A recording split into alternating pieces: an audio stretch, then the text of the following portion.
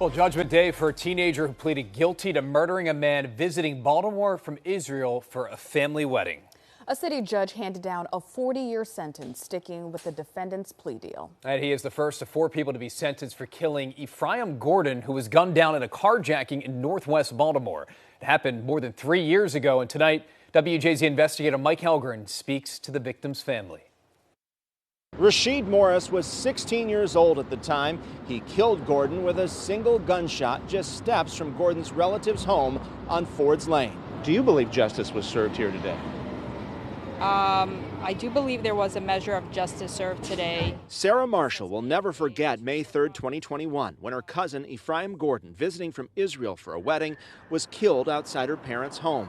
They have since moved out of Baltimore. He was probably a person that would not believe that somebody can kill him for not giving up his keys. And I want people to remember him as a light. We will continue to be his voice. Her cousin David Rader lent him the vehicle and recalls sending Gordon a text to make sure he arrived safely. 60 seconds later, he was dead. And the horror of discovering that. It was unimaginable. You know, it's an unimaginable pain, unimaginable shock. It's just, just to see that, you know, that there's such a disregard of human life, you know, over a car. Rashid Martin was one of 4 arrested. 3 of them were juveniles. Councilman Yitzi Schleifer represents the area. This case has really sent shockwaves throughout my entire district and the city at large when you have just an innocent person coming to visit the city for the first time, visiting the country for the first time, and to be gunned down over senseless violence. And the only way to make people to feel safe again in the city is to hold those who are committing these violent crimes accountable, and that's what we saw here today. Gordon's body was flown back to Israel. His family has celebrated his life many times.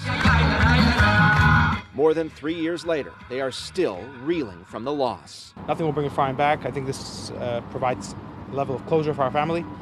That at least the individual that is responsible for taking Ephraim's life will no longer be a threat. Morris's mother and sister were in the courtroom. He did not comment when the judge asked if he had anything to say to the victim's family.